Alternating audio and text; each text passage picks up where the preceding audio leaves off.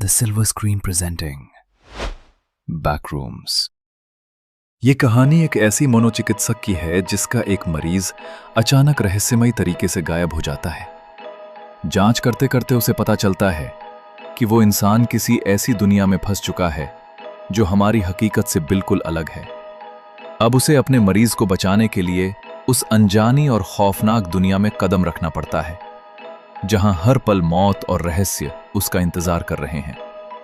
आखिर उस दूसरी दुनिया में ऐसा क्या छिपा है और क्या वह अपने मरीज को जिंदा वापस ला पाएगी? यही इस फिल्म की कहानी है। कहानी की शुरुआत साल 1990 से होती है। असिंक रिसर्च इंस्टीट्यूट का वैज्ञानिक नरेन वॉर ने एक रहस्यमयी जगह की खोज के दौरान अपनी टीम से बिछड़ जाता है। वो खुद को बैकरूम्स नाम की एक अजीब दुनिया में फंसा हुआ पाता है। ये अंतहीन पीले कमरों, लंबी गलियों, टिमटिमाती लाइटों और अजीब फर्नीचर से भरी ऐसी जगह होती है जहां से बाहर निकलना लगभग नामुमकिन है। मदद के लिए आवाज लगाने के दौरान एक अनदेखा डरावना जीव उसका पीछा करता है और उस पर हमला कर देता है। बाद में उसकी रिकॉर्ड हुई वीडियो असिंक के वैज्ञानिकों के हाथ लगती है। अब कहानी क्लार्क नाम के एक आदमी पर आ जाती है।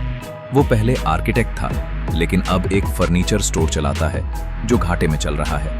कारोबार, शराब की लत और टूटती शादी की वजह से उसकी जिंदगी पूरी तरह बिखर चुकी होती है। वो अपनी मानसिक परेशानियों के लिए डॉक्टर मैरी क्लाइन से इलाज करवा रहा होता है। दूसरी तरफ मैरी भी अपने बचपन के दर्दनाक हादसों और मानसिक आघात से उबरने की कोशिश कर रही होती है। एक दिन क्लार्क अपने स्टोर का विज्ञापन शूट करवाने की तैयारी करता है, लेकिन रात में उसे दुकान के अंदर अजीब घटनाएं होने लगती हैं। लाइटें अपने आप झिलमिलाने लगती हैं और टीवी बिना वजह चालू हो जाता है। तभी दीवार में उसे एक चमकती हुई दरार दिखाई देती है। जैसे ही वो उसके पास जाता है, अचानक उसके अंदर गिर जाता है और सीधे बैकरूम्स में पहुंच जाता है। वहां उसे नरेन का सामान मिलता है और तभी कोई अनदेखी ताकत उसका पीछा करने लगती है। किसी तरह वो जान बचाकर वापस अपनी दुकान लौट आता है। ये पूरी घटना एसिंक का वैज्ञानिक फिल गुप्त कैमरों से देख रहा होता है। क्लार्क जब ये सब मैरी को बताता है तो वो उसकी बात पर विश्वास नहीं करती। इसलिए सबूत जुटाने के लिए क्लार्क अपने 2 कर्मचारियों कैट और बॉबी को लेकर फिर से बैकरूम्स में जाता है। लेकिन वहां एक अनदेखा राक्षस बॉबी को पकड़कर घसीट ले जाता है। क्लार्क और कैट उसे बचाने की कोशिश करते हैं, लेकिन दोनों भी इस रहस्यमयी दुनिया में अलग अलग बिछड़ जाते हैं। भटकते हुए क्लार्क कई अजीब और डरावनी जगहों से गुजरता है। तभी उसे इंसानों जैसे दिखने वाले 2 भयानक जीव दिखाई देते हैं जो उसका पीछा करने लगते हैं। अचानक उसे कैट की आवाज सुनाई देती है। वो उसकी तरफ दौड़ता है, लेकिन तभी कैमरे के पीछे कुछ ऐसा दिखाई देता है जिससे साफ हो जाता है कि अब क्लार्क भी इस दुनिया में फंस चुका है। कुछ समय बाद मैरी को क्लार्क का एक रहस्यमयी वॉइस मैसेज मिलता है। वो कहता है कि अब वो बैकरूम्स में ही रहेगा और कभी वापस नहीं आएगा। इसी बीच फिल टीवी पर क्लार्क के स्टोर का विज्ञापन देखकर समझ जाता है कि वही आदमी बैकरूम्स तक पहुंच चुका है। अपने मरीज को बचाने के लिए मैरी खुद उस दुकान में जाती है और उसी रहस्यमयी दरार से बैकरूम्स के अंदर पहुंच जाती है। वहां उसकी मुलाकात क्लार्क से होती है, लेकिन अब उसका दिमाग पूरी तरह बदल चुका होता है। किसी अनदेखे जीव के आने की आहट सुनते ही वो मैरी को बेहोश कर देता है। अगर कहानी पसंद आ रही है तो चैनल को सब्सक्राइब जरूर कर लीजिए। यहाँ हर दिन ऐसी ही नई और जबरदस्त फिल्मों की पूरी कहानी आसान भाषा में देखने को मिलती है। अब देखते हैं आगे क्या होता है। जब मैरी की आंख खुलती है तो वो खुद को एक कुर्सी से बंधा हुआ पाती है। उसके सामने 3 अजीब इंसान जैसी आकृतियां बैठी होती हैं।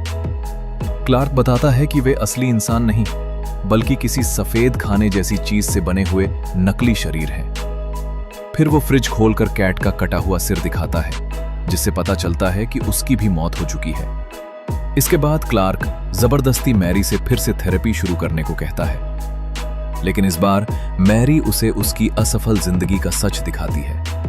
वो कहती है कि उसकी पत्नी उसे इसलिए छोड़कर चली गई क्योंकि वो कभी अपनी गलतियों की जिम्मेदारी नहीं ले पाया। ये सुनकर क्लार्क टूट जाता है और मैरी को छोड़ने ही वाला होता है कि तभी अचानक एक विशाल डरावना राक्षस वहां आ जाता है। उसका चेहरा क्लार्क जैसा होता है और उसने उसी फर्नीचर स्टोर के समुद्री डाकू वाले शुभंकर की पोशाक पहन रखी होती है। क्लार्क उसे शांत करने की कोशिश करता है, लेकिन वो राक्षस उसी की बेरहमी से हत्या कर देता है। इसके बाद वो मैरी का पीछा करते हुए बैक रूम्स की अलग अलग डरावनी जगहों से गुजरता है। आखिर में मैरी एक नकली फर्नीचर स्टोर में पहुंच जाती है। अपनी जान बचाने के लिए वो अपने बचपन के घर के टूटे हुए कंक्रीट के टुकड़े से उस राक्षस पर हमला कर देती है। तभी वहां एसिंक द्वारा लगाया गया गैस ट्रैप सक्रिय हो जाता है। कुछ ही देर में हाजमैट सूट पहने वैज्ञानिक पहुंचते हैं, उस राक्षस को काबू में कर लेते हैं और मैरी को अपने रिसर्च सेंटर ले जाते हैं। होश आने के बाद मैरी की मुलाकात फिल से होती है। वो बताता है कि एसिंक पहले एमआरआई मशीनें बनाती थी, लेकिन बैकरूम्स की खोज के बाद वही उनकी सबसे बड़ी रिसर्च बन गई। जब फिल मैरी से पूछता है कि उसने वहां क्या देखा, तो मैरी सिर्फ इतना कहती है कि बैकरूम्स हमारी दुनिया की एक टूटी फूटी और गलत तरीके से याद रखी गई नकल है। मैरी पूछती है कि क्या अब उसे आजाद कर दिया जाएगा, लेकिन फिल साफ जवाब नहीं देता। फिल्म के आखिर में फिर से बैकरूम्स दिखाया जाता है, जहां मैरी की यादों से बनी एक नकली पूछताछ वाली जगह दिखाई देती है। वहां मैरी जैसी ही एक विकृत और खामोश आकृति बैठी होती है, जिससे साफ हो जाता है कि इस रहस्यमयी दुनिया का डरावना रहस्य अभी खत्म नहीं हुआ है। और अगर आप चाहते हैं कि हर दिन ऐसी ही नई और जबरदस्त फिल्मों की कहानी सबसे पहले मिले, तो अभी चैनल को सब्सक्राइब करके बेल आइकन जरूर दबा दें। मिलते हैं अगली फिल्म की एक और शानदार कहानी के साथ।